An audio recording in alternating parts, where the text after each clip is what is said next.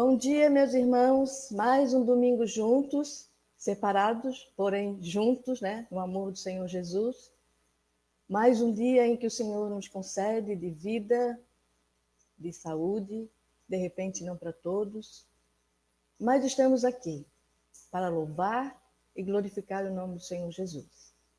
E neste momento nós vamos agradecer ao nosso Deus pela nossa vida, por esta oportunidade de estarmos louvando e aprendendo a sua palavra através da oração. Senhor Jesus, mais uma vez estamos aqui para te louvar, para te agradecer pelas bênçãos que o Senhor tem derramado sobre a vida da tua igreja. Obrigada, Senhor, porque a cada dia sentimos a tua presença entre nós, sentimos o teu amor, a tua mão poderosa agindo sobre a vida de cada um de nós. Que possamos, Senhor, ser gratos por tudo que o Senhor tem feito na nossa vida. Que possamos, ó Deus, a cada dia, trilhar os teus caminhos, ser fiel a ti, ó Deus, trabalhar pela tua causa e lembrar sempre que o Senhor é o dono de tudo, é o que controla tudo.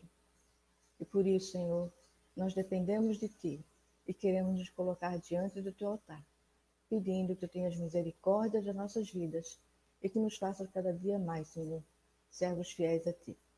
É no nome de Jesus que nós te pedimos e te agradecemos. Amém. Dando continuidade ao nossa leitura, né, da Escola Dominical, que nós estamos lendo em sequência o livro dos Salmos, hoje nós faremos a leitura do Salmo 74. Salmo 74. Acompanhe aí nas suas Bíblias e faremos essa leitura. Por que nos rejeitas, ó Deus, para sempre? Por que se acende a tua ira contra as ovelhas do teu pasto? Lembra-te da tua congregação, que adquiriste desde a antiguidade, que remiste para ser tribo da tua herança. Lembra-te do monte Sião, no qual tens habitado.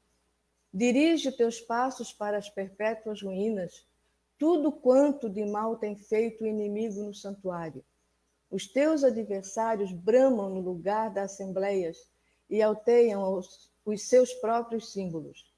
Parecem-se com o que brandem machado no espesso da floresta.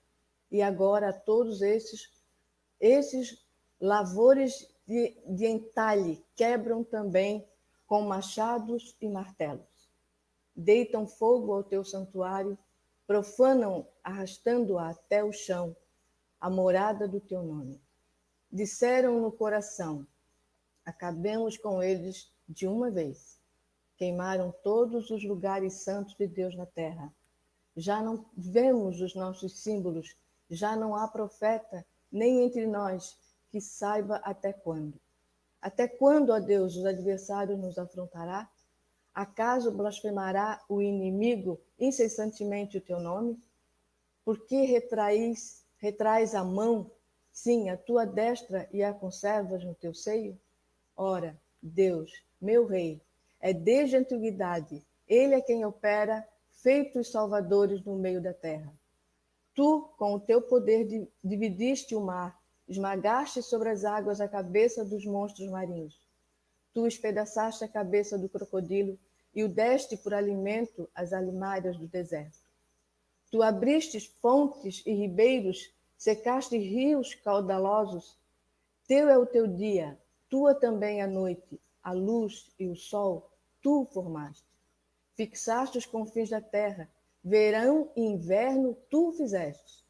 Lembra-te disto, o inimigo tem ultrajado ao Senhor, e o povo insensato tem blasfemado o teu nome. Não entregues à rapina a vida da tua rola, nem te esqueças perpetuamente da vida dos teus aflitos. Considera a tua aliança, pois os lugares tenebrosos da terra estão cheios de moradas de violência. Não fique envergonhado o oprimido, louvem o teu nome e o aflito e o necessitado. Levanta-te, ó Deus, pleiteia a tua própria causa. Lembra-te de como o ímpio te afronta todos os dias. Não te esqueças da gritaria dos teus inimigos, do sempre crescente tumulto dos teus adversários.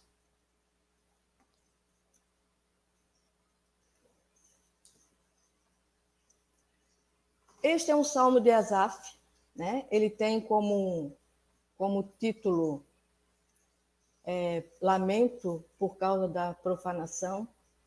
O povo estava blasfemando contra o Senhor, e o salmista, então, ele não vê saída, né, para o povo de Deus.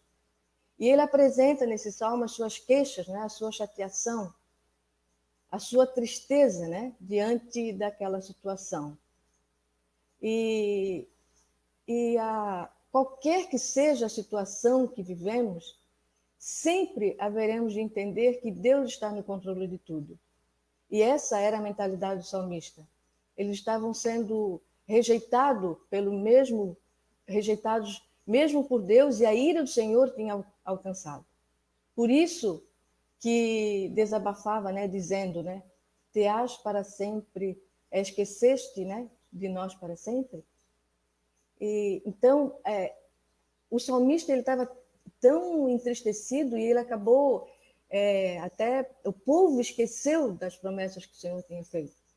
E o povo, então, estava sofrendo umas situações que ele mesmo criou para si. E pensando, lendo esse salmo e analisando esse salmo, eu comecei a lembrar que nós, às vezes, somos como esse povo, né? Nós falamos e reclamamos. Nós reclamamos, às vezes, quando está muito frio, quando está muito calor. A situação em que nós estamos vivendo agora, dessa pandemia, quantos de nós não reclamam? E ainda reclamamos. Reclamamos que não podemos estar juntos, que não podemos fazer aquilo que fazíamos antes, que não podemos sair, não podemos andar, né, livremente pelas ruas, frequentar os lugares que a gente gostaria de frequentar. E nós esquecemos que o Senhor está no controle de tudo. Se nós estamos vivendo esse momento, essa situação hoje, o Senhor permite que passemos por isso. Muitos de nós, muitos de nossos irmãos, de repente hoje, estão passando por uma situação difícil, de saúde financeira. Mas não esqueça, o Senhor está no controle de tudo. E quando o Senhor está no controle de tudo, tudo é possível. O Senhor sabe o que é melhor para o seu filho. O Senhor sabe o que nós precisamos. E às vezes nós queremos dizer para o Senhor o que é melhor para nós. E quando isso acontece, nós não somos felizes. Então, como esse povo, não façamos como esse povo fez. Lembramos que o Senhor nos prometeu. A própria Bíblia fala que no mundo tereis aflições, mas tenha bom ânimo. O Senhor venceu o mundo. E nós somos filhos do Senhor. Nós somos herança do Senhor. Então, lembre-se sempre, o Senhor está no controle de tudo. Então, vamos sempre dar glória a Deus. Nós vamos cantar um cântico que tem uma letra muito bonita e fala muito ao meu coração também. O cântico é Tu és a minha luz.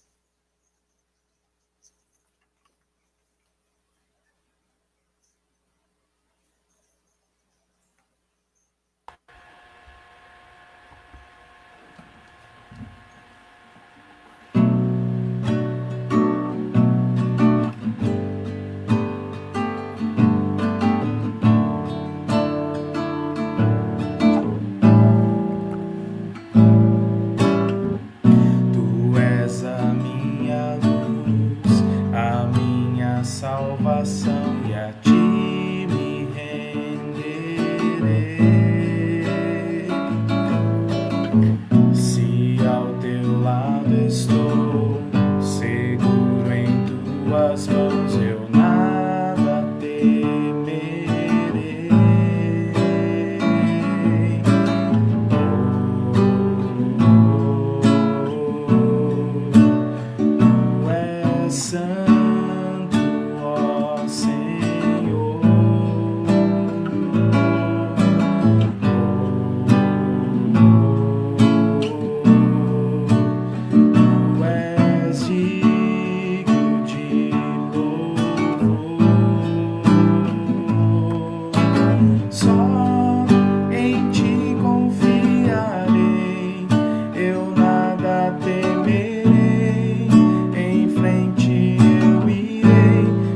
pois eu sei que vivo estás e um dia voltarás do céu pra nos buscar, pra sempre reinarás. Aleluia.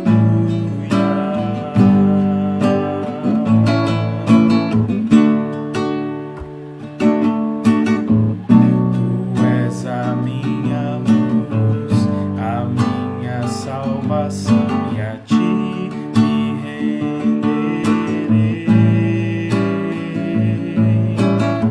Se ao teu lado estou, seguro em tuas mãos, eu nada temerei.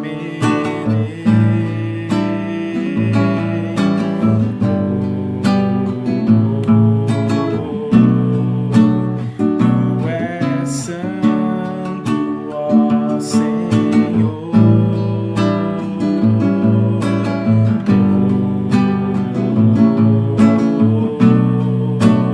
Tu és digno de louvor. Só em ti confiarei, eu nada temerei. Em frente eu irei, pois eu sei que vivo estás e um dia voltarás do céu pra nos buscar, pra sempre reinarás. Aleluia.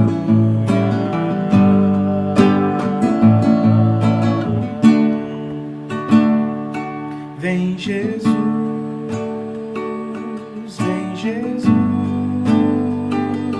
Maranata, ora vem Senhor Jesus. Vem Jesus, vem Jesus,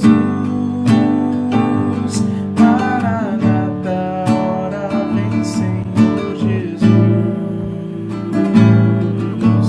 Só em ti confiarei, eu nada temerei. Em frente eu irei, pois eu sei que vivo estás e um dia voltarás do céu pra nos buscar, pra sempre reinarás. Aleluia.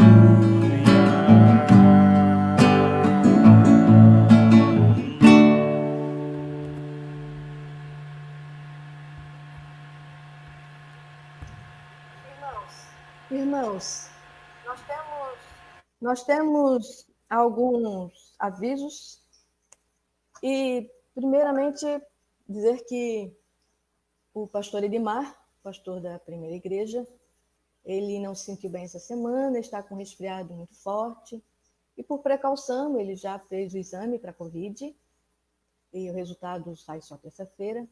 E, por conta disso, hoje ele não estará pregando, né, fazendo o culto na igreja sede, e, portanto, o pastor Felipe estará na sede hoje à noite, fazendo o culto presencial. E na nossa congregação, então, estará pregando o presbítero Daniel e auxiliado pelo diácono Wilson. Então, eles estarão responsáveis pelo culto presencial hoje na nossa congregação. Então, estejamos orando pelo pastor Edmar, que ele se recupere, sendo Covid ou não, mas nós, como já lemos, sabemos que o Senhor está no controle de tudo, Ele sabe o que é melhor para cada um de nós. Então, que a gente esteja orando para que ele passe por esse momento, tranquilo, confiante no Senhor. Esteja também orando pela família, pela Milene, pelas crianças, até porque, seja o que for, vírus da gripe ou vírus do Covid, provavelmente, eles podem pegar também. Então, estejamos orando pela família do pastor Edmar, orando pelo pastor Felipe, que estará pregando na sede, e pelos nossos irmãos Daniel e Wilson, que estarão pregando na nossa congregação. Nós também lembramos que no próximo domingo, em Balneário, na nossa congregação, será um momento muito especial, que é o momento da Santa Ceia. Então, quem puder estar presente, quem não faz parte do grupo de risco, e que puder ter esse privilégio, né, de participar desse momento tão especial com os irmãos, estejamos então no próximo domingo, Santa Ceia na congregação de Balneário. Nós queremos também dar os nossos parabéns e de longe, mesmo de longe, receba o nosso carinho, o nosso abraço, a Jocineide, né? Jocineia, desculpa. A Jocineia que fez aniversário no dia 3, ontem, sábado, né? Então, a Jocineia, receba o nosso carinho, que Deus a abençoe, que continue firme na palavra do Senhor, que a cada dia sinta mais e mais próximo o amor e a graça do Senhor Jesus em tua vida e na tua família. Também eu quero, de uma forma muito especial, agradecer ao Senhor por mais um ano de vida em comum, né? Uma vida conjugal com meu esposo, Wilson. Nós completamos ontem 33 anos de casamento. Sabemos que é graça do Senhor, né? Que viver juntos é uma graça, é muito bom. Ser casado é muito bom. Ter uma família é muito bom. Mas nós sabemos que nós precisamos da graça do Senhor. E eu louvo a Deus por todas as bênçãos que o Senhor tem concedido na nossa vida, pela família maravilhosa que Ele nos deu. Nós temos 2 filhos e 5 netos, e eu louvo a Deus por isso. Cada neto é uma joia rara que o Senhor nos concede, é um amor infinito, né? Quem é avó, quem é avô sabe disso. Então eu louvo ao Senhor, né, por essa graça, por Ele ter nos concedido esse presente maravilhoso, que é a nossa família, e por Ele nos manter juntos, né? Eu e o Wilson juntos, e que, se for da vontade do Senhor, que tenhamos mais uns 33 anos aí juntos, né? Nós vimos irmãos nossos da igreja que completaram 60, né? 60 e poucos anos de casamento. Estamos na metade. Se o Senhor nos conceder essa graça, né, de completar mais aí 33 anos de casado, louvor a Ele, né? Graça e louvor ao Senhor. Então, obrigado, né, pelas orações, obrigado pela lembrança do nosso aniversário de casamento. Que nós temos conhecimento de aniversariantes são esses. Se passou alguns, no próximo domingo a gente ora e lembra aqui também. Então, nós vamos encerrar esse nosso momento de introdução, que eu não quero gastar muito tempo, para deixar o tempo maior, para nós estudarmos o que nós estamos estudando, Apocalipse, que está muito bom. Quem não viu ainda nenhuma lição dessa, corra para ver, porque é muito bom, é muito interessante. E não se preocupem, porque o pastor sempre, né, relembra o que ele já deu na aula anterior, faz um breve, né, lembrete das aulas anteriores. Então é muito bom, irmãos. Não percam a escola dominical, que está muito interessante, muito edificante também. Então nós vamos encerrar esse momento louvando ao nosso Deus, fazendo a nossa oração através do louvor com o hino 109.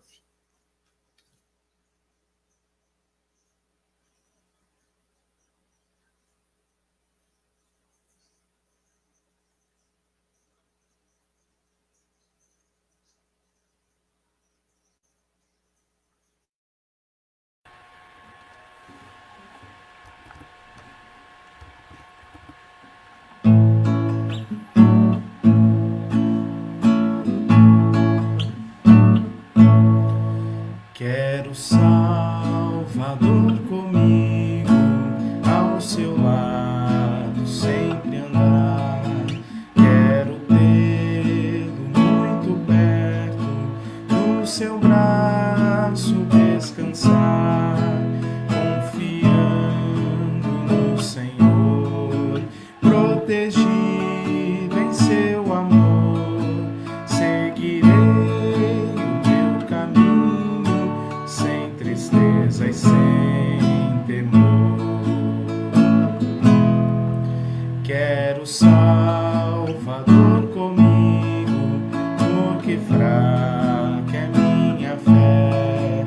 Sua voz me dá conforto quando me vacila o pé.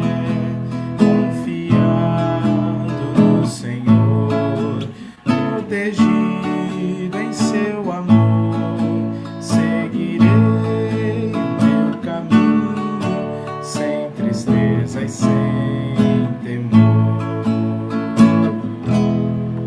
Quero Salvador comigo, dia a dia em meu viver, através de luz ou sombras, no desgosto e no prazer, confiando no Senhor, protegido em seu amor, seguirei o meu caminho, sem tristeza e sem temor. Quero Salvador comigo, sábio guia e bom pastor, nessa vida e além da morte, longe de perigo e dor, confiando no Senhor, protegido em seu amor, seguirei o meu caminho, sem tristeza e sem temor.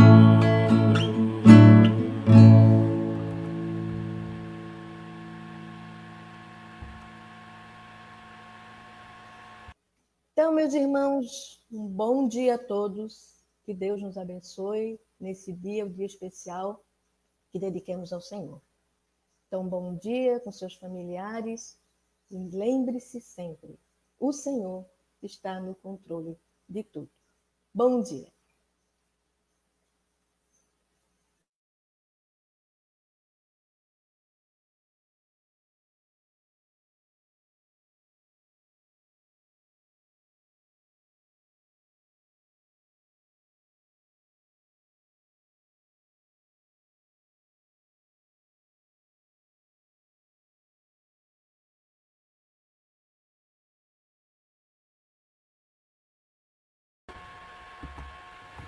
Bom dia, queridos irmãos. Nós estamos muito felizes por mais esta escola dominical, na graça do nosso Deus, sob o auxílio do Espírito Santo, e sim, com muita alegria, por poder estudar a palavra de Deus, ver nas Escrituras, a certeza de que o Senhor está sempre conosco, nos amparando, cuidando do seu povo, propriedade exclusiva de Deus, como nós lemos ali no Salmo, e esta ideia que foi muitíssimo repetida ao longo das Escrituras, que o povo de Deus é sua propriedade peculiar e ele cuida deste povo. E é muito bom também poder louvar ao Senhor, respondendo a este cuidado constante, contínuo, e que revela o controle absoluto de Deus sobre a história. Cumprimentando todos os nossos irmãos queridos que estão conosco, os nossos visitantes, e pedindo a você que também já abra a sua Bíblia aí no livro do Apocalipse, para que nós comecemos a nossa aula. Antes disso, eu gostaria de dar um aviso. A partir da semana que vem, nós já faremos as nossas transmissões somente pelo YouTube. Então já fique preparado aí, porque você não verá mais a nossa escola dominical começando pelo Facebook. Então, se você já ativou lá aquela comunicação automática do YouTube, toda vez que começa alguma coisa nova no YouTube, ele avisa você.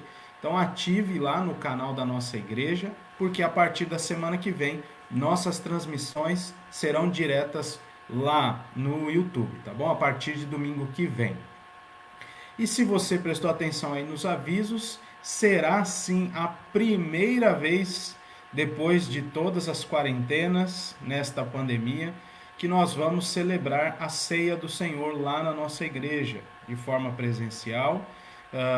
E depois adiante na semana eu vou passar algumas instruções, mas o material já foi adquirido, e é a primeira vez. Então, se você pode, se você não faz parte do grupo de risco, você tem aí então esta oportunidade de participar pela primeira vez já há tantos meses deste meio de graça, deste alimento para a nossa alma ali na congregação de Balneário.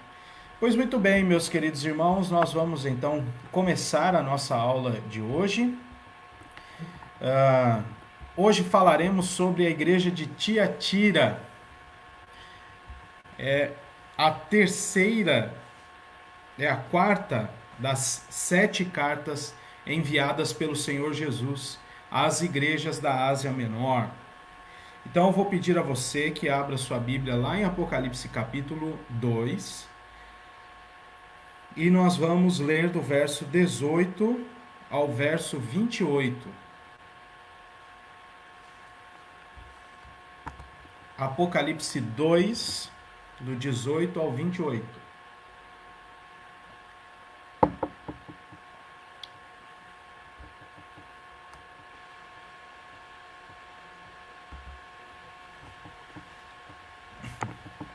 Assim diz então a palavra do nosso Deus.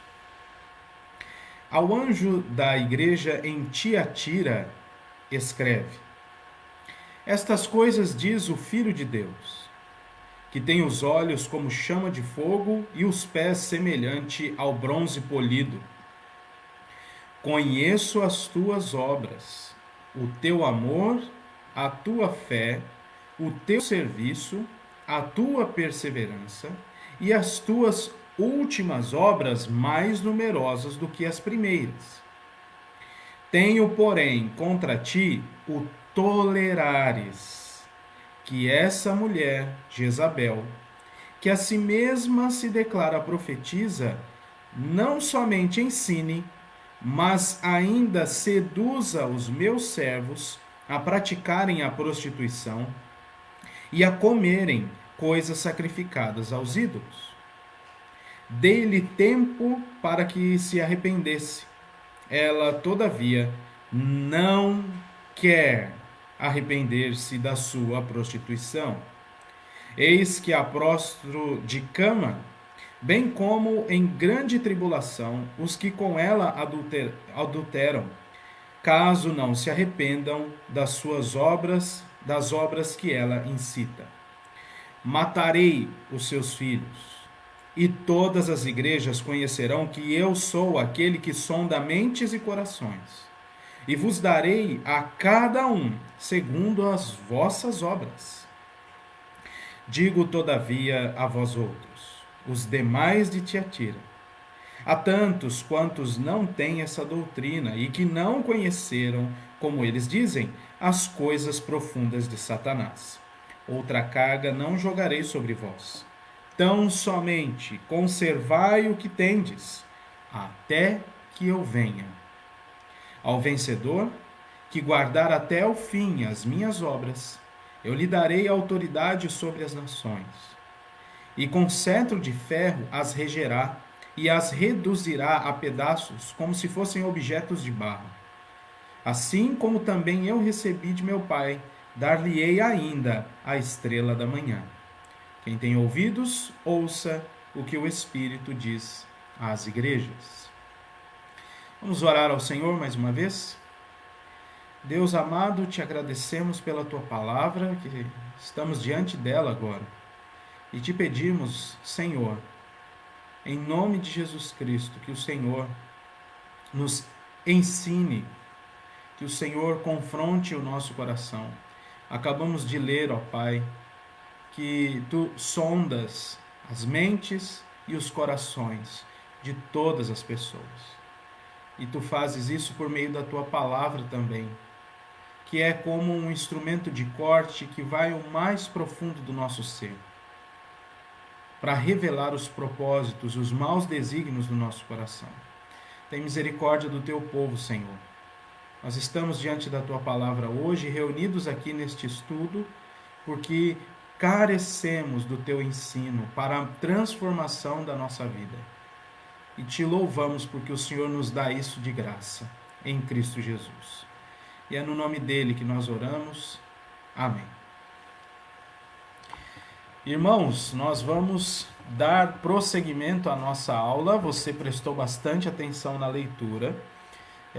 Esta carta é bastante interessante, as outras também são, mas esta aqui é bastante interessante por fazer referência a um momento trágico da história do povo de Deus e, além de fazer a referência, mostra o retorno a algumas práticas terríveis. Antes de iniciarmos a nossa aula de hoje, vamos relembrar aquilo que concluímos a nossa aula da semana passada, quando estudamos a carta à igreja de Pérgamo. Terminamos da seguinte maneira: devemos atentar para o nosso envolvimento com a cultura idólatra à nossa volta. Precisamos buscar sabedoria para discernir os tempos, observando atentamente a sã doutrina, sem fazer alianças espúrias, preocupados com a aceitação social. Deus, em Cristo, é fiel e cuidará de nós. Por isso, não é preciso buscar refúgio em falsas promessas de paz que o mundo oferece. Fazer concessões ao mundo é abrir as fronteiras do coração para a entrada de novos ídolos. Nós concluímos assim porque uma das questões mais centrais da carta à igreja de Pérgamo, que foi a que nós estudamos na semana passada, é o fato de que aquela igreja mantinha dentro da sua membresia pessoas que ensinavam uma doutrina falsa. E você já percebeu que essa é uma tônica desta época inicial aqui do Evangelho, após o ministério, ou no fim do ministério apostólico, já no fim do primeiro século. Há uma grande ameaça dentro da igreja, porque como o Senhor Jesus tinha prometido, como o Senhor Jesus já tinha precavido seus filhos, haveria lobos dentro da igreja, haveria falsos mestres, e cartas do Novo Testamento replicam esse ensino de Jesus assim, em grande quantidade.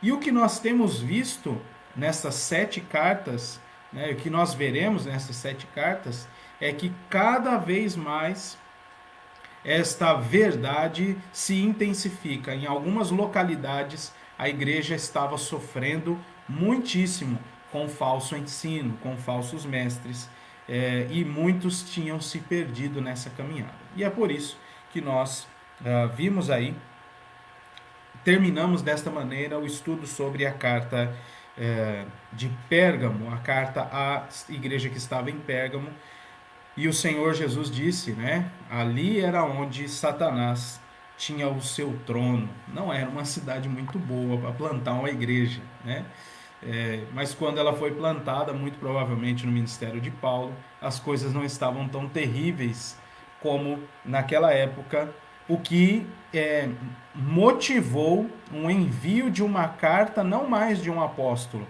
mas do próprio Cristo àquela igreja. E hoje nós vamos falar sobre a igreja de Tiatira. E você observou aí, só voltar, Estamos aí dando este subtítulo, um chamado à fidelidade integral, e às vezes não está aparecendo muito, então você fecha aí os olhos para você enxergar bem, dá aquela inclinada para frente, e está escrito ali embaixo: às vezes é preciso ser intolerante. Não é uma postura tão agradável para os nossos dias, e é algo que já é esperado e condenado dos cristãos, É algo esperado pelos cristãos serem intolerantes, numa época em que a tolerância é pregada, A intolerância é o novo normal. Então, às vezes, é preciso ser intolerante, e nós vamos aprender isso. Como nós temos feito ao longo da nossa caminhada aqui, eu tenho feito assim mais graficamente para que nós entendamos as cartas. A carta à igreja de Tiatira, que começa no verso 18 e termina no verso 29, ela tem essas pontas, o início e o fim dela. O início é: ao anjo da igreja em Tiatira. E aí embaixo eu coloquei a exortação: conservai o que tendes até que eu venha. Esse é o chamado de Deus a essa igreja. Conservai o que tendes até que eu venha. E aí, ao vencedor, darei autoridade sobre as nações para reger e destruir. Darei também a estrela da manhã. Como eu tenho feito nas outras aulas, algumas coisas da cidade ali, né? Este é um muro da cidade de Tiatira. Algumas imagens, tem menos, viu? De Tiatira tem bem menos do que de Pérgamo. Pérgamo tinha bastante coisa. Se você teve curiosidade essa semana de pesquisar lá, viu que tinha bastante coisa. Tiatira tem menos imagens, menos coisas arqueológicas para a gente compartilhar aqui. Apenas para atualizar a sua geografia. Então, mais aqui à direita, onde está o patinho aí da nossa ferramenta de transmissão, bem aqui embaixo, né, antes desse braço aqui do deserto da Arábia, em cima ali é toda essa região da Ásia Menor, da Turquia, e veja que ali já no segundo século, como muitas nações estavam já sendo identificadas, né? E como o Império Romano também avançou e outros impérios já estavam aparecendo e adiante seriam os inimigos de Roma. Aqui eu trago uma ilustração das cartas às 7 igrejas. Eu fiz um recorte dessa ilustração. Então, se você observar aí, olha, há uma igreja, 7 igrejas aqui, e em cima delas há um anjo. É apenas um quadro que foi pintado com base nas 7 cartas às 7 igrejas. Ou as cartas às 7 igrejas. Bom, apenas uma curiosidade, você pode encontrar isso na internet. Então, vamos à nossa carta. A cidade de Tiatira fica num vale plano da Ásia Menor, atual Turquia, e era um centro comercial movimentado, pois fazia fronteira com outras cidades, tais como Pérgamo, Sardes e Esmirna. Então, é uma cidade meio que central ali para todo o tráfego comercial daquela região. E por conta dessa potência comercial, havia sindicatos. E essa é uma figura interessante, porque não tem apenas o cunho trabalhista. Note bem, né? Vou aumentar aqui para você ler. Por causa dessa potência comercial, havia sindicatos, os chamados guildas, que organizavam os produtores artesanais. No entanto, preste bem atenção nisso, esses sindicatos tinham uma ênfase religiosa. Seus membros obrigatoriamente deveriam prestar culto aos deuses tirimânicos, né, aos deuses que eram reconhecidos, em outras palavras, traduzindo para o português, tinham seus padroeiros, né, que eram Apolo e Ártemis. Estes eram os deuses oficiais, por assim dizer, daquela cidade de Tiatira, é claro, além do culto ao imperador romano. Então, se você era um profissional liberal, ou se você era um autônomo, ou até mesmo se você tinha ali uma empresa que estava ligada a estes sindicatos, você tinha essas demandas, não apenas trabalhistas, como também demandas religiosas, era uma característica. Então você era obrigado, como participante daquele sindicato, a prestar culto a estes deuses, né? Fazer toda esta parte religiosa. E o povo acha que aqui no Brasil a coisa mais difícil era pagar aquele valor, né, para o sindicato, esqueci o nome da taxa. Você deveria pagar, aí as coisas mudaram um pouco, né, nos últimos 2 anos, e tem gente que achava que isso é o pior, né, e realmente é um desconforto, mas em Tiatira era muito mais do que pagar uma verba ao sindicato, né, você tinha que também se associar às práticas religiosas. E quais eram essas práticas religiosas? O primeiro tópico em destaque aí para você diz quais são. Havia festa a esses deuses tirimânicos, né? Apolo e Ártemis. além disso, refeições oferecidas a eles e promiscuidade sexual. Então, estas eram as marcas características da religiosidade daquela cidade, em especial dos membros deste sindicato, né? Então, as práticas religiosas, festas a esses deuses, refeições oferecidas a eles e promiscuidade sexual. Tinha também o altar de Sabata, né, onde também eram oferecidos ali alguns sacrifícios.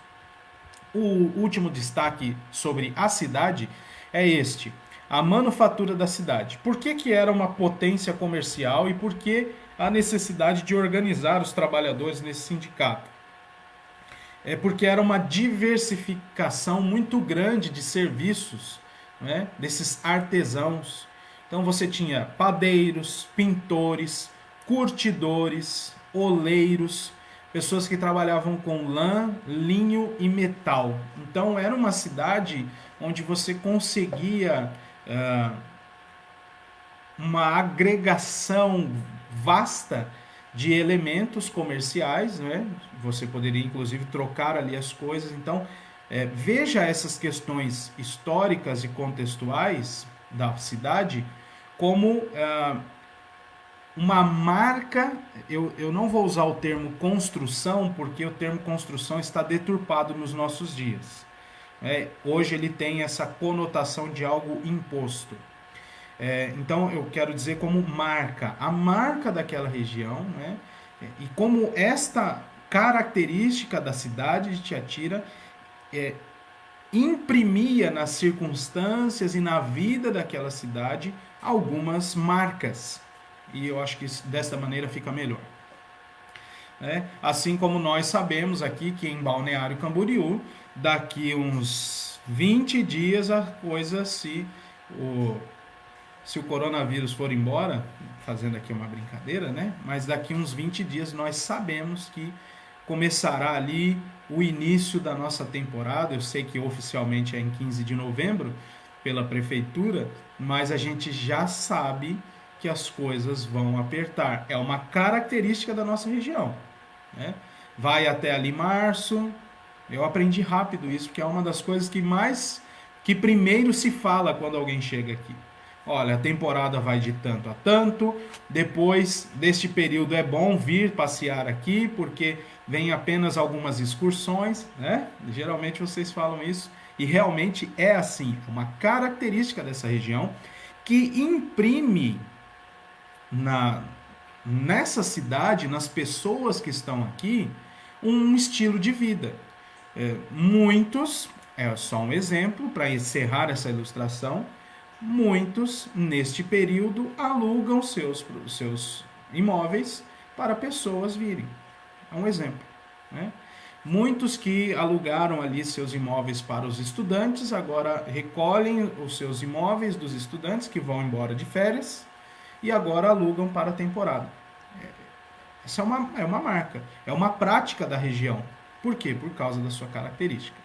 Assim é em toda a cidade, assim era em Tiatira, da mesma maneira, só que marcas religiosas traziam alguns problemas, em especial para os cristãos. Então, imagine com todo este contexto formado, que é nesse ambiente que há uma igreja que foi salva por Cristo Jesus, e foi remida pelo seu sangue, amada por Cristo Jesus, e foi alcançada pelo Espírito Santo. Veja que interessante como o Senhor Deus opera onde Ele quer, em qualquer tipo de circunstância.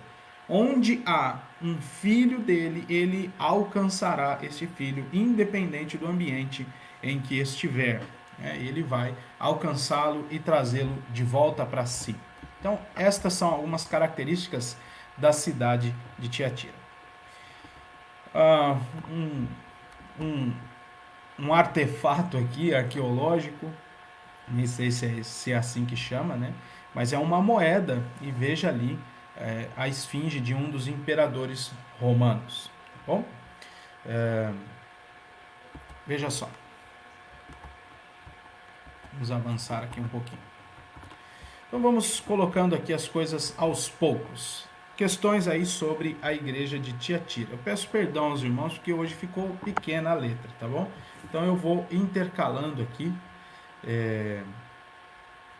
as nossas projeções, tá? Então observe aí comigo. Os cristãos que se negavam a praticar as orientações do sindicato eram expulsos. Preste atenção nisso. Os cristãos que se negavam a praticar as orientações do sindicato eram expulsos, perdiam seus empregos e eram condenados à pobreza. Então, a questão religiosa afetava diretamente a questão material. Se você fazia parte desse sindicato por ter a sua empresa ali, vamos usar esses termos, tá? Por mais que seja um anacronismo, vocês me perdoem, né? Mas você tinha ali o seu negócio, fazia parte desse sindicato, mas se negava, né, a fazer as práticas, você era expulso. E como havia apenas este sindicato e ele gerenciava ali muitos negócios, era bem provável que você teria um déficit muito grande no seu negócio, né? E era condenado aí muito provavelmente à pobreza, porque você era impedido pelo próprio sindicato de fazer esses negócios. Então é uma marca que já acontece em outros, que continua acontecendo em outros países e que muito provavelmente em menor escala, em coisas muito sutis, acontecem no nosso país também, como firmar contratos, fazer compras, fazer compras, né, ou estabelecer ali contratos, quando as pessoas falam assim, olha, sem nota fiscal é tanto, com nota fiscal é muito mais, então você decide aí, né, essas coisinhas sutis que vão lançando, né? Então a questão religiosa vai influenciar a questão material, em especial nessa cidade. A segunda coisa que eu destaco aqui, meus irmãos, é a autorrevelação de Jesus, que segue a sequência lá do capítulo 1, a partir do versículo 14. E o Senhor Jesus já está fazendo assim desde a primeira carta. Vá lá comigo, por favor, né? Capítulo 1, a partir do verso 14. João viu, né, para aquele, né, que estava falando com ele, que mandou ele escrever as cartas às 7 igrejas e enviar. Versículo 14. A cabeça e cabelos eram brancos como alva lã, como neve. Os olhos, e aqui entra o nosso a autorrevelação de Jesus para Tiatira. Então os olhos como chama de fogo, os pés semelhantes a bronze polido, como que refinado numa fornalha, a voz como voz de muitas águas, e nós já vimos isso em outras cartas, do verso 16. Tinha na mão direita 7 estrelas, e da boca saía-lhe uma afiada espada de 2 gumes. Então essa parte já apareceu em outra saudação. O seu rosto brilhava como o sol da justiça. Então, apenas fazendo este estudo complementar aqui do livro do Apocalipse, neste trecho, tá bom, irmãos? Então, a autorrevelação de Jesus segue esta sequência. E é claro, há uma ênfase aqui, e o Senhor Jesus não gosta de ficar dando apelidos para ele mesmo. Temos que lembrar que é uma autorrevelação, tem um propósito, então, indica para algo. Quando o Senhor Jesus diz, estas coisas diz o Filho de Deus, aí ok, é mais simples para nós, a gente realmente crê que ele é o Filho de Deus. Mas já tem um impacto grande em quem recebe esta revelação. Não é ninguém mais, não é nenhum apóstolo, não é mais um bispo que passou por aqui, não é um missionário, é o próprio Filho de Deus se direcionando a nós. Essa é a primeira coisa. Já é aquela coisa de você ficar ali pelo menos com arrepio. E que mais? Este Filho de Deus tem os olhos como chama de fogo e os pés semelhante ao bronze polido. E aqui são duas figuras. A primeira delas tem a ver com aquilo que o Senhor Jesus vê. Mas os olhos dele, como de fogo, servem não apenas para que ele observe coisas, mas para que ele purifique estas coisas, para que ele consuma aquilo que é visto. E é interessante notar o versículo de número 23, que faz uma conexão a estes olhos como chama de fogo, ou olhos de fogo, né? Observe o versículo de número 23, meus irmãos, e aí você consegue fazer a conexão da ilustração com aquilo que o Senhor Jesus quer dizer. Todas as igrejas, ele vai dizer, né? Vou matar os filhos desse povo aí que está em prostituição. E todas as igrejas conhecerão que eu sou aquele que sonda mentes e corações. Como é que ele faz isso? Ele olha ao mais profundo do nosso ser. E, além de sondar, ele pesa, ele purifica o seu povo, mas ele consome aqueles que não são do seu povo, com os seus olhos, como chama de fogo. Preste atenção. Em Apocalipse, muitas pessoas têm dificuldades em ler a palavra como. Fazendo um exagero aqui, né? Porque às vezes está escrito como chama de fogo. E aí alguns interpretam assim: os olhos de Jesus são chama de fogo. São chama de fogo. Não. São como chama de fogo. Essa palavra é bem negligenciada na leitura bíblica. Não apenas aqui no Apocalipse, aqui mais por causa das figuras. Então precisamos entender isso. É uma ilustração que aponta para algo real, para algo factível, que é então, como eu acabei de mostrar aos irmãos aqui, está ligado a esta ideia de o Senhor vê. O Senhor Jesus está no meio da igreja, o Senhor Jesus vê. Com olhos como chama de fogo, que servem para purificar, mas que também servem para consumir.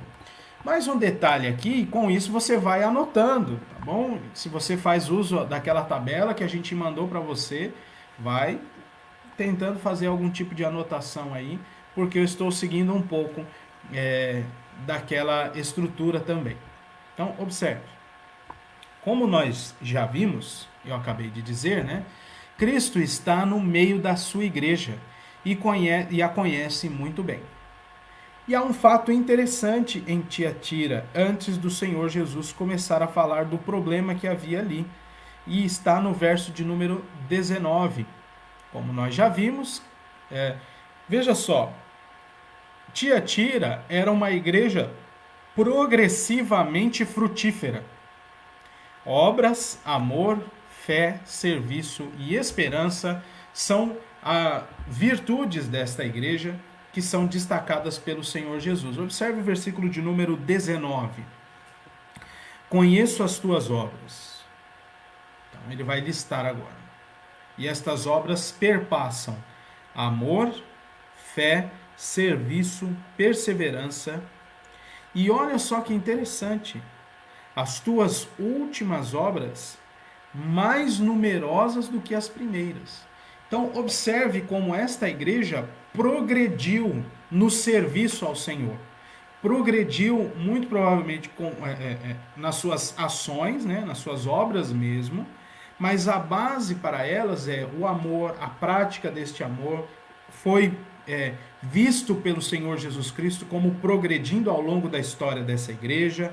Assim também a fé daqueles irmãos, o serviço daqueles irmãos e a perseverança daqueles irmãos foi sendo vista como progressivo, as obras mais numerosas do que as primeiras. Se você se lembrar lá da primeira carta, né, à igreja de Éfeso, o problema lá é que eles esqueceram das primeiras obras.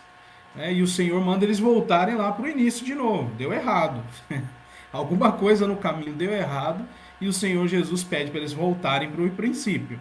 Aqui, ao contrário, né, em Tiatira, as coisas mais para cá, né, nesse tempo, estão melhores do que quando eles se converteram, do que quando do início daquela igreja.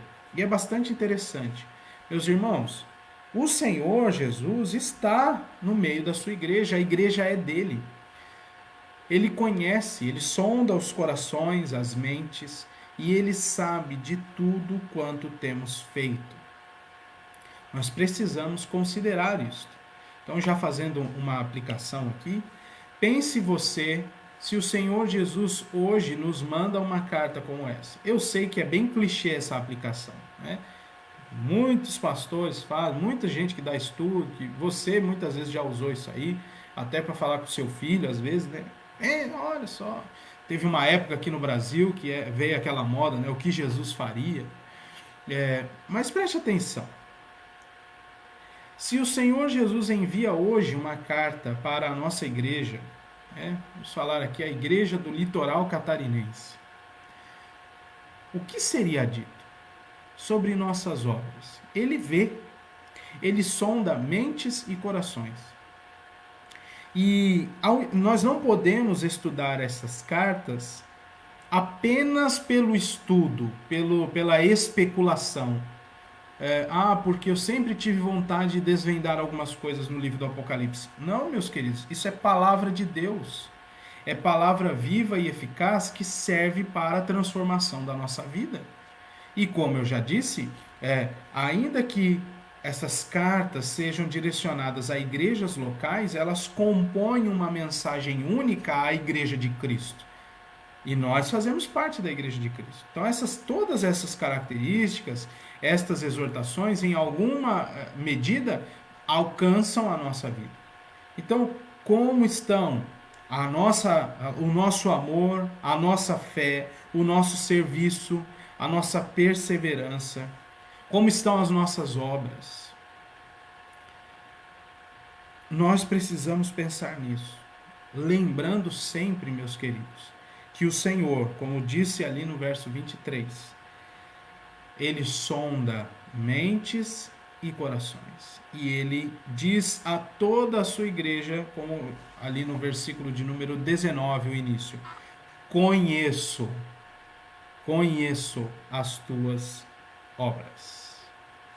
Então, encerrando essa parte de aplicações aqui, é preciso considerar, meus queridos. Há uma exortação. Qual é esta exortação?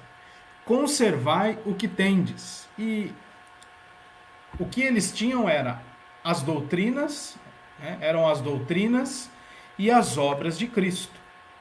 Por que eu afirmo que eles tinham estas coisas? Porque é exatamente em contraposição às doutrinas desta pessoa chamada ilustrada como sendo Jezabel. Então é um choque entre aquilo que eles tinham de doutrinas, né, aquilo que eles tinham a respeito das obras de Deus que foram ensinadas logo no início da sua evangelização e na continuação da sua igreja. E veja que mesmo em meio a algumas questões aqui que são apontadas pelo Senhor Jesus, a igreja progredia. Tem que pensar nisso. A igreja progredia. Então o Senhor Jesus fala: conservem o que vocês têm. E aqui há um choque entre a doutrina que está levando pessoas para a morte e a doutrina do Senhor Jesus Cristo, né? As obras do Senhor Jesus Cristo. E preste atenção nesta expressão, né? Conservem as coisas que você tem. Verso 25. Conservai o que tendes. Até quando? Até que eu venha. E mais uma reafirmação do Senhor Jesus, né, sobre a sua volta, que é certa. Ele virá. O próprio Cristo diz: eu voltarei. E enquanto eu não venho, conserva aí as coisas que vocês têm. e permaneçam nessa conservação até que eu venha. Há duas promessas. Então, o vencedor receberá autoridade sobre as nações e também a estrela da manhã. Eu sei que alguns de nós aí só querem saber da estrela da manhã, igual na semana passada, o povo só queria saber da pedra branca, né? Dos 10 dias, da outra carta, né? Da carta a Esmirna. Mas calma lá, nós vamos chegar lá, tá bom? E eu quero destacar então este último tópico. Prestem atenção. A exortação divina é contra a tolerância de falso ensino e prostituição, conduzidos por alguém que é ilustrado como Jezabel. Agora, meus irmãos, observem, e eu coloquei em destaque: o Senhor purifica a sua igreja, retribuindo com justiça as afrontas contra a sua glória. Ele continua fazendo isso. O Senhor retribuirá com justiça as afrontas contra a sua glória. Mas antes, porém, ele é longânimo e ele vem para purificar a sua igreja. Ele exorta, ele executa a purificação e ele retribui as ofensas contra a sua glória, né? E esse destaque que eu faço aqui é quanto aos ofensores que estavam no meio da igreja. Então eu queria que você lesse comigo o verso de número 20. Tenho, porém, contra ti, né? Aqui a adversidade, né? A ideia adversa aqui, né? Num primeiro momento, obras mais numerosas agora do que as primeiras, a coisa estava bem nesse sentido, porém, né? Contudo, entretanto, havia um problema, e esse problema estava causando dificuldades na igreja. Versículo de número 20, leia comigo. Tenho, porém, contra ti o tolerares que essa mulher, Jezabel, que a si mesma se declara profetiza, não somente ensine, mas ainda seduza os meus servos a praticarem a prostituição e a comerem coisas sacrificadas aos ídolos. Preste atenção nisso. Era uma igreja frutífera, o próprio Senhor Jesus disse, mas era uma igreja tolerante. E não é uma coisa assim de fazer vistas grossas apenas, ou de passar a mão na cabeça. Era a tolerância com uma abertura tão grande para que essa pessoa identificada aqui como Jezabel não apenas ensinasse, né, mas também atraísse pessoas do evangelho para essa falsa doutrina. Então, vamos tentar ilustrar como uma igreja que a sua cerca caiu. Sabe? Sua cerca de proteção, o muro da casa caiu. Agora entra quem quiser. Né? Não havia ali nenhum tipo de limite. Então, poderia. É legal. Né? Nós precisamos lembrar, meus irmãos, que a fonte de ensino para a nossa vida é a Escritura Sagrada. Não quer dizer com isso que os cristãos não podem se envolver em estudos de outras questões, de outras matérias, por exemplo. Não quer dizer que o cristão não possa falar sobre política, falar sobre ciência, falar sobre filosofia. Não quer dizer isso. No entanto, a fonte de onde nós partimos para, inclusive, julgar aquilo que acontece no mundo, para ser o crivo das afirmações que essas áreas, como eu citei aqui, levantam, é a Escritura. E se alguém que não parte deste mesmo pressuposto, que não tem esta mesma base, não pode tomar a dianteira no ensino, não pode ter tanto espaço. Aqui não vejo tanto, mas lá em São Paulo, pode ter certeza. Semana passada lançaram a campanha, né, política. Pode ter certeza, já havia um monte de vereadores indo para as igrejas, muitos candidatos, vereadores não, muitos candidatos indo para as igrejas. Alguns, a alguns foi concedida a palavra, tenha certeza disso. Mostrando qual é o ensino ali. Né? O ensino muitas vezes é assim, olha, a solução para a sua vida. Né? Por mais que não se diga assim bonitinho como uma pregação, mas a redenção para você está em mim. Vote nesse número. Eu estou dando este exemplo, talvez caricato, para que nós entendamos o tipo de tolerância que o Senhor Jesus está confrontando aqui na igreja de Tiatira. É alguém que vem e tem essa liberdade tolerante da liderança da igreja, para que tome a dianteira e não apenas ensine, mas atraia pessoas para a prática destas más obras. Este era o problema de Tiatira. Este é o problema de muitos setores da Igreja de Cristo hoje aqui no Brasil. Né? É algo extremamente triste que continua acontecendo. Né? E nós precisamos tomar muito cuidado. Muito cuidado. E eu queria tomar um outro cuidado falando de tomar cuidado. Por causa da internet, muitas pessoas têm saído aguerridas para falar coisas na internet e não cuidam da igreja. E eu gostaria de afirmar aqui que nós devemos, inclusive, fazer discussões sobre temas polêmicos, sobre temas atuais, mas dentro da igreja, num ambiente seguro, num ambiente da família da fé, num ambiente em que o amor mútuo é aplicado, para que então nós consigamos olhar o que está acontecendo.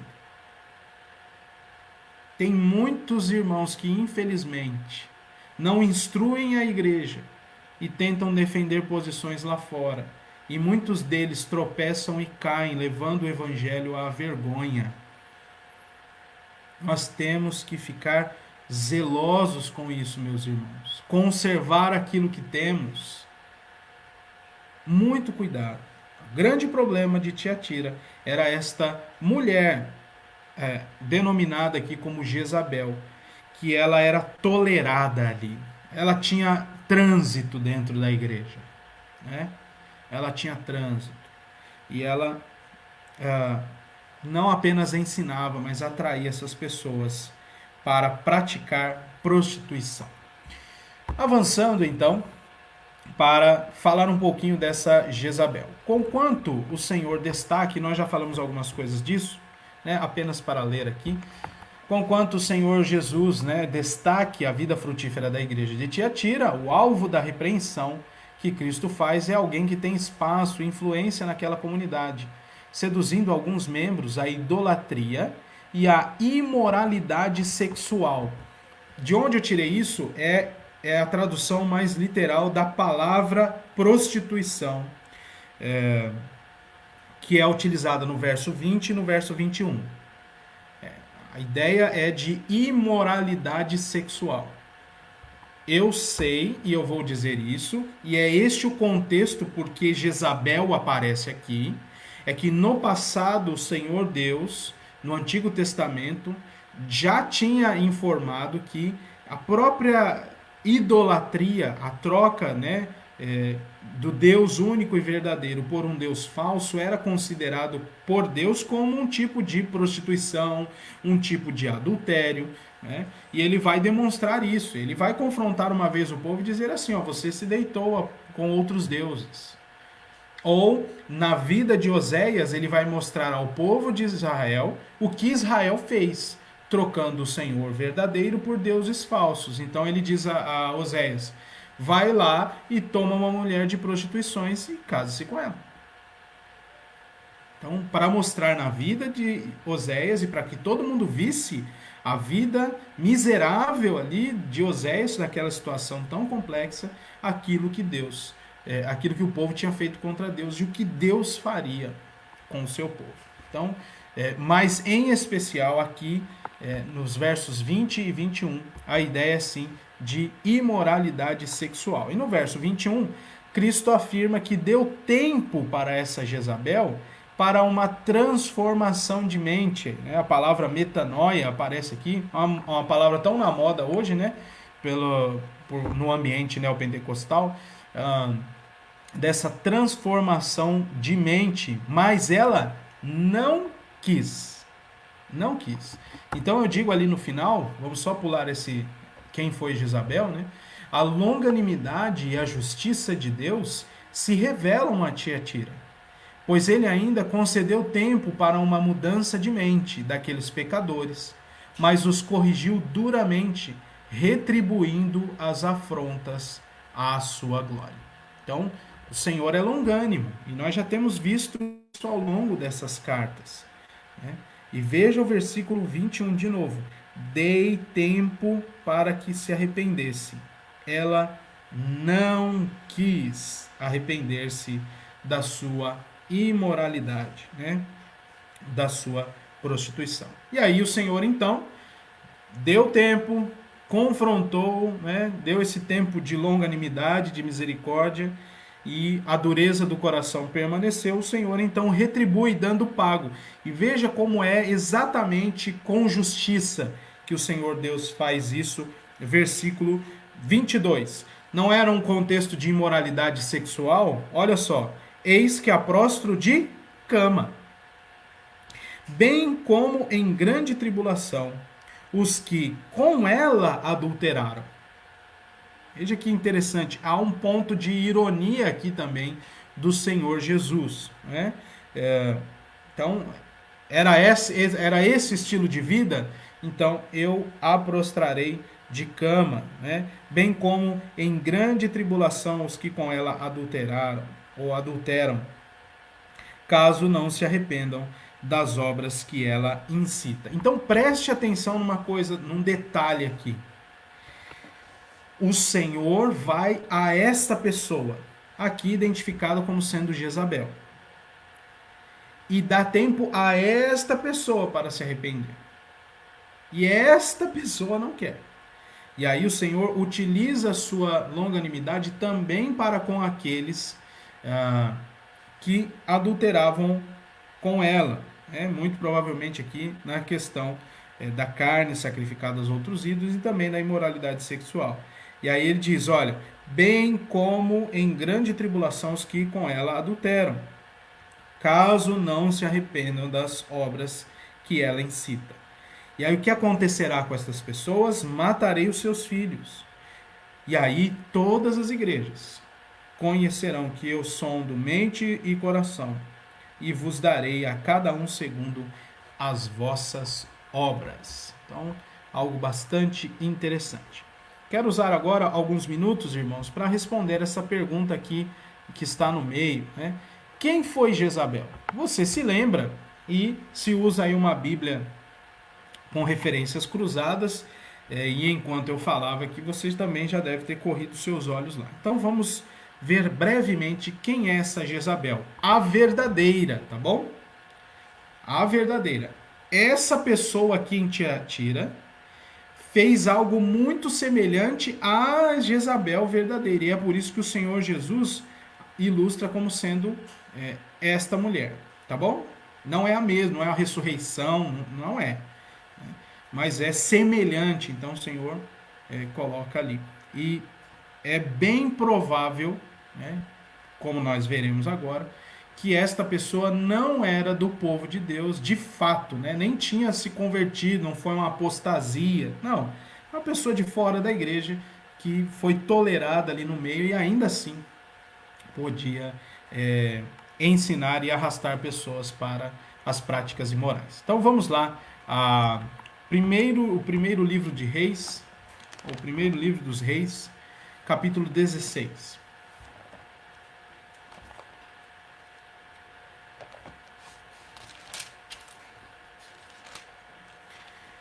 Versículo do 29, do versículo 29 ao versículo 34. Observe aí. Acabe, filho de Onri, começou a reinar sobre Israel no ano 38º de Asa, rei de Judá. E reinou Acabe, filho de Onri, sobre Israel em Samaria 22 anos. Fez Acabe, filho de Onri, o que era mal perante o Senhor, mais do que todos os que foram antes dele. E o reino de Israel, nós já sabemos, só teve pessoas ruins no reinado. Como se fora coisa de só menos importância andar ele nos pecados de Jeroboão, aqui é uma ironia do cronista, né? Porque você sabe que o Jeroboão foi o primeiro rei deste reinado, né? E o que ele fez?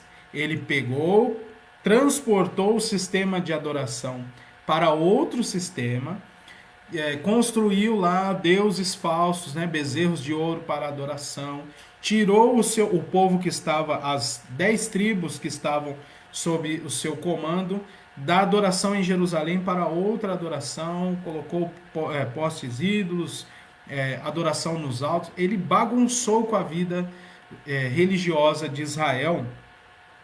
E aí, veja só o cronista dizendo, não fosse coisa de só menos andar nos pecados de Jeroboão, o Acabe, que foi alguém que não teve ninguém antes dele, veja só o versículo de número 31. Tomou por mulher a Jezabel, filha de Etbaal, rei dos Sidônios.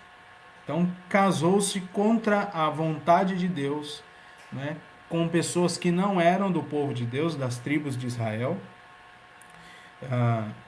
E aí, filha do rei dos Sidônios, e foi e serviu a Baal e o adorou.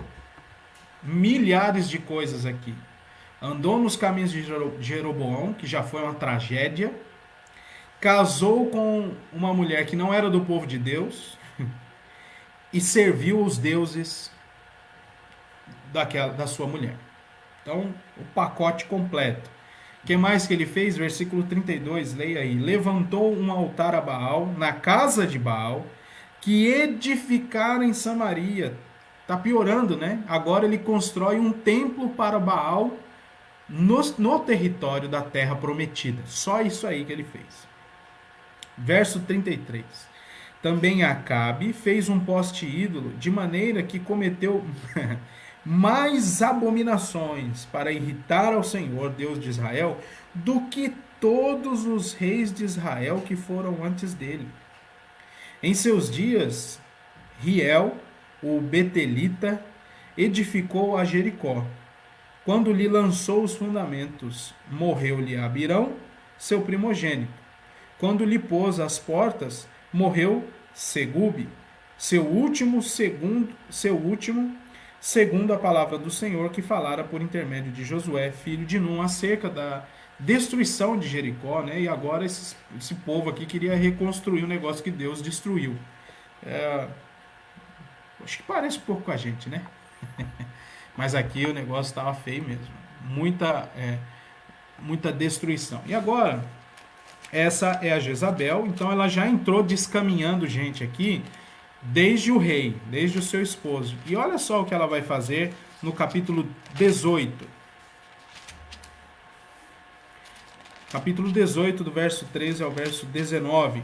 Diz assim: acaso não disseram a meu senhor o que fiz quando Jezabel matava os profetas do Senhor? Como escondi 100 homens dos profetas do Senhor, de 50 em 50, numas covas, e os sustentei com pão e água? Aqui é o Obadias falando com Elias. O Elias mandou ele lá no Acabe e falou assim: ó, o Elias quer falar com você. E agora tu dizes, vai, dize a teu senhor, eis que aí está Elias, ele me matará. Disse Elias, tão certo como vive o Senhor dos Exércitos, perante cuja face estou, deveras, hoje me apresentarei a ele. Então foi Obadias encontrar-se com Acabe e lhe o anunciou, e foi Acabe ter com Elias. Vendo-o, disse-lhe, és tu, ó perturbador de Israel? Respondeu Elias, eu não tenho perturbado a Israel, mas tu e a casa de teu pai, porque, preste atenção, porque e aqui monta um pouco do contexto, porque essa tal profetisa lá de Tiatira foi caracterizada como sendo Jezabel. Finzinho do versículo 18, né? Porque deixastes os mandamentos do Senhor e seguistes os Baalins. Agora, pois, manda ajuntar a mim todo Israel no Monte Carmelo, como também os 450 profetas de Baal e os 400 profetas do poste ídolo, que comem da mesa de Jezabel. Então veja só como esta mulher, Jezabel, né, naquele tempo, transtornou todo o povo de Israel, com a adoração a Baal, e além disso havia ali um trânsito fácil dentro daquela família real, de sacerdotes de Baal, de postes ídolos, de falsos deuses de qualquer espécie. E aí, esta mulher é citada, né, caracterizada por alguém como lá na cidade de Tiatira. Então não era uma coisa muito boa, e o pior é o que o Senhor Jesus confronta, né, o anjo da igreja em Tiatira. Eu tenho contra ti o tolerares esta mulher Jezabel. Então algo terrível estava acontecendo, né? Essa tolerância ia transtornar cada vez mais aquela igreja, e é por isso que o Senhor Deus utiliza a sua longanimidade, mas também a justiça, né? Ele condena, né, e dá tempo para uma mudança de mente, mas se não vem essa mudança de mente, o Senhor retribui as afrontas à sua glória. E aí eu trago uma citação do autor de uma das revistas que eu estou utilizando, né, o Mauro Filgueiras Filho. Veja só o que ele diz. Quando a igreja se recusa a exercer a disciplina, permitindo que o pecado se desenvolva, então o Senhor da igreja se encarrega de purificá-la. Esse filho aí faz parte do nome do rapaz. Veja isso. Quando a igreja não faz essa disciplina, o próprio Senhor vem. Porque a igreja é dele, irmãos. Isso continua acontecendo. Sabe aqueles sustos que a gente toma, que a liderança da igreja toma com algum pecado grave e precisa ser disciplinado? Alguma coisa muito grave acontece, a gente fica assim, gente do céu, o que está acontecendo? A gente não esperava. Essa pessoa passando por isso, né, não quer dizer que sempre é porque a liderança não fez nada. Muitas vezes a liderança foi, aconselhou, né, juntou as provas para ver se estava tudo certo. A gente sabe que tem todo esse processo, eu já também passei isso aos irmãos. Mas vez por outra a gente toma susto. Até mesmo o conselho da igreja toma susto. Porque o Senhor cuida da igreja. Ele não vai deixar que a igreja dele seja impura. Ele não permitirá que as portas do inferno prevaleçam contra a sua igreja. Então, se nós não fazemos, ele vem e faz. E aí eu quero apenas destacar isso aqui, ó. A liderança da igreja tem essa função. E esse texto de Paulo a Timóteo é dizendo sobre a função ali do presbítero, que ele tem que ser assim instruído na palavra da verdade, para ele tanto confrontar os que se perdem, né, tanto para convencer alguns, quanto para disciplinar, né, aqueles que se perdem, mas baseado na palavra de Deus, né? Então esse é um primeiro tópico. A segunda coisa, Deus nos escolheu desde a eternidade e nos redimiu para ser santos e irrepreensíveis perante Ele. Lembre-se aí né, de Efésios, quando Paulo fala, bendito seja Deus e Pai do nosso Senhor Jesus Cristo, né? E ele diz assim, assim como nos escolheu nele, em Cristo, antes da fundação do mundo, para sermos santos e irrepreensíveis perante ele. Esse é o caminho da igreja.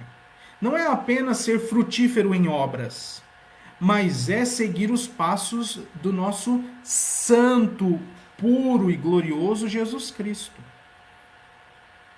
Nós estamos sendo preparados para, como o próprio apóstolo Paulo fala em Efésios capítulo 5, 27, né, que o Senhor Jesus doa a sua vida para a sua igreja, né, para que ele possa apresentá-la diante de Deus pura, sem mancha, sem mácula.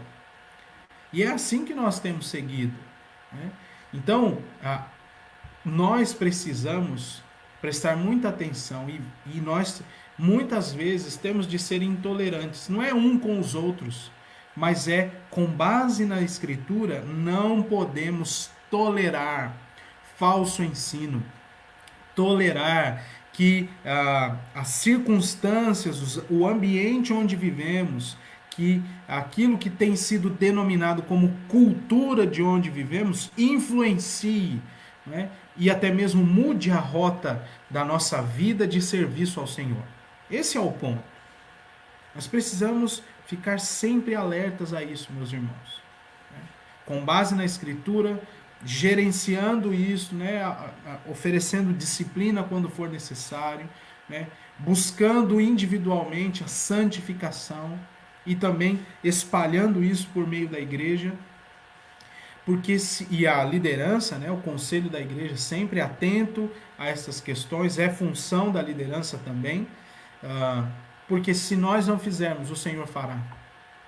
O Senhor fará, porque a igreja é dele e ele não permitirá que essa igreja seja impura. Ele até dará tempo para uma mudança de mente, mas se as pessoas continuarem a rejeitarem a misericórdia de Deus, ele vem para retribuir com justiça, trazendo tribulação, trazendo morte, né? Encerrando completamente a impureza, né? Mas este Deus justo, que pune os pecados, é também um Deus misericordioso, que oferta a sua graça num primeiro momento. Nós não podemos nos esquecer disso jamais.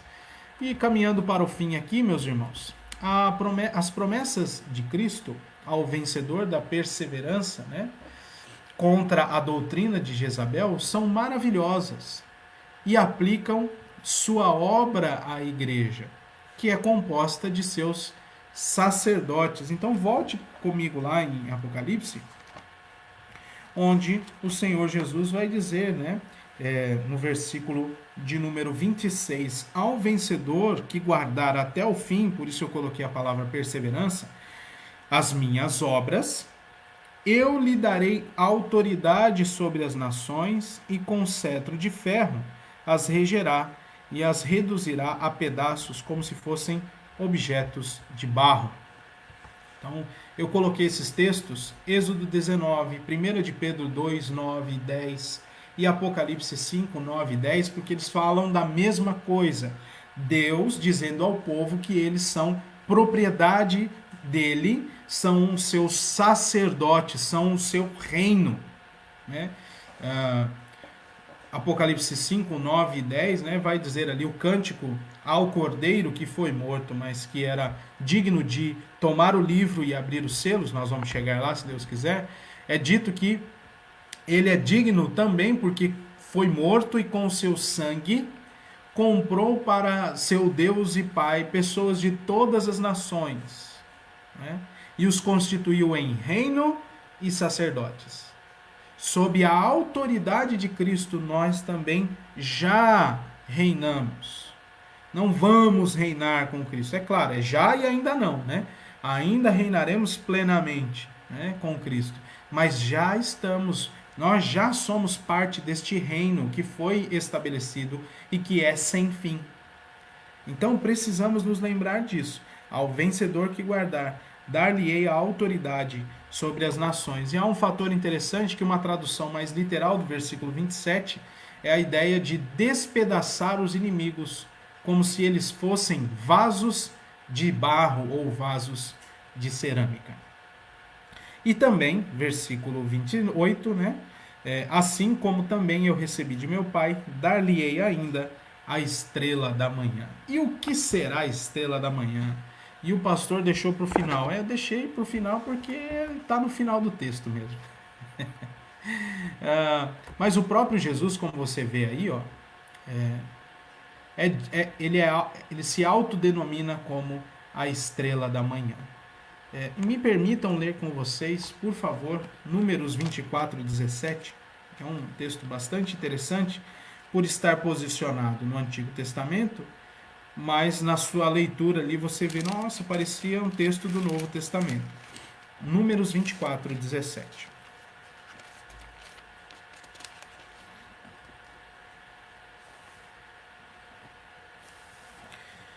Que diz assim: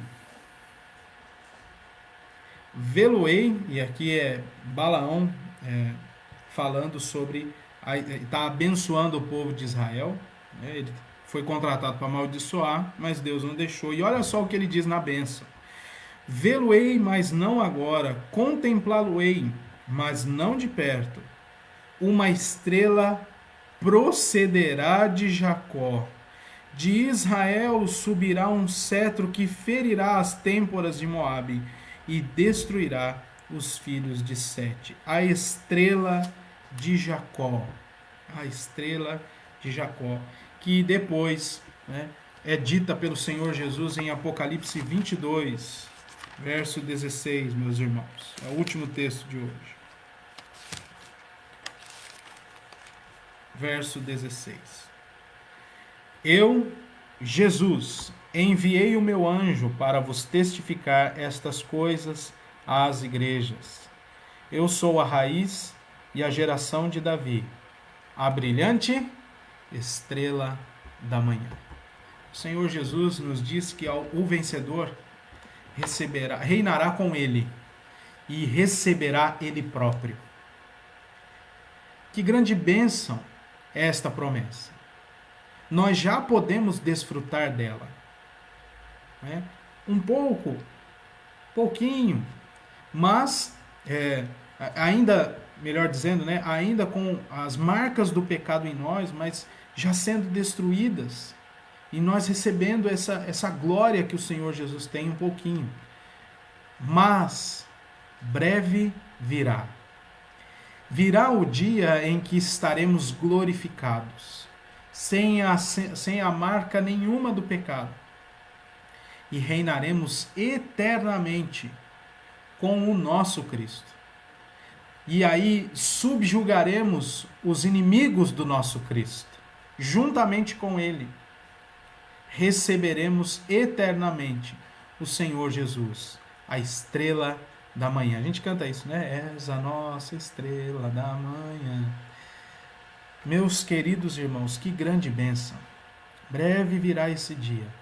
E nós devemos estar prontos para quando ele chegar. Estaremos diante do sol da justiça, a brilhante estrela da manhã. Em Apocalipse, o próprio Cristo, como eu já disse, se autodenomina como a estrela da manhã, fazendo brilhar a luz em meio às trevas. Assim também é prometido ao vencedor reger as nações, iluminando o mundo com o Evangelho. E chegando ao fim, hoje nós precisamos prestar atenção para averiguar se o Senhor Jesus tem visto estas mesmas virtudes em nós. Hoje, e se porventura não temos aberto demais as portas da igreja para as influências idólatras e promíscuas de nossa sociedade. Aí, citando mais uma vez o autor de uma das revistas. É preciso pensar nisso, meus irmãos. Se nós estamos progredindo nas virtudes que advêm do conhecimento da palavra de Deus, ou se estamos abrindo demais as portas para a influência das Jezabéis que existem por aí. É preciso refletir. Lembrando que o Senhor Deus nos dá tempo para uma mudança de mente, senão Ele mesmo vem e retribui com justiça. Que Deus nos abençoe e tenha misericórdia de nós, a sua igreja. Vamos orar? Ó Senhor, te louvamos pela tua palavra e, ó Deus, reconhecemos a profundidade que ela alcança do nosso coração. Ainda que não saibamos o final do nosso coração, a totalidade, não consigamos mensurar, nós cremos e hoje aprendemos outra vez que o Senhor sabe o que vai no mais profundo do nosso coração. E te louvamos por administrar o remédio para o nosso coração por meio da tua palavra.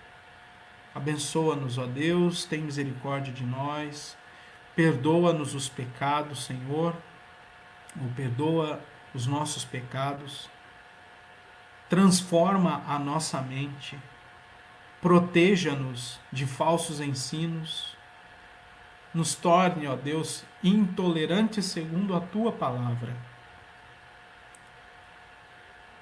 Continue, Senhor, a abençoar a nossa igreja aqui de Balneário, mas a tua igreja espalhada pela terra, administrando, Senhor, a tua palavra, que é o remédio para a nossa vida. E esperamos receber as tuas promessas, em especial, receber ou estar diante da estrela da manhã, o nosso Redentor Jesus Cristo. É no nome dele que nós oramos, aguardando a sua volta. Amém. Meus irmãos, chegamos ao final da nossa escola dominical de hoje, com grata alegria e esperando que o Senhor continue, aplicando em nosso coração a sua palavra. Apenas relembrando, hoje à noite eu estarei na igreja de Itajaí, pregará o nosso irmão Daniel, o diácono Wilson vai conduzir a liturgia, e na semana que vem, se Deus quiser, nós, pela primeira vez nessa quarentena toda, celebraremos a ceia e também começaremos as transmissões a partir do YouTube. Um bom domingo a todos, que Deus nos abençoe e até mais.